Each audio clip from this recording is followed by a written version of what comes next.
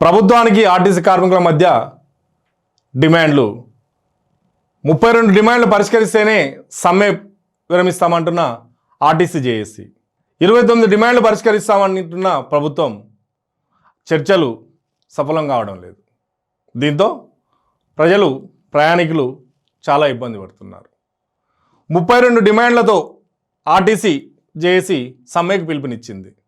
ఫలితంగా నిన్న 5% బస్సులు కూడా రోడ్డుపైకి రాలేదు. ప్రభుత్వం ఎంత పోలీసు బందోబస్తును పెట్టి నడిపిద్దామని తీసినా కానీ 5% మించి బస్సులు బయటికి రాలేదు.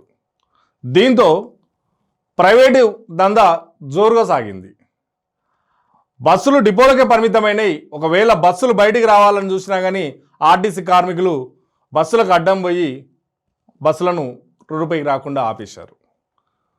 ఫలితంగా బస్టాండ్లలో రోడ్లపైన జనాలు నానా ఇబ్బందులు పడుతున్నారు.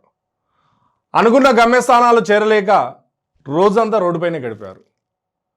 దీంతో ఈ ఆర్టీసీ సమ్మె ఎప్పుడు ముగిస్తుందా అని చెప్పి ప్రజలు చూస్తున్నారు.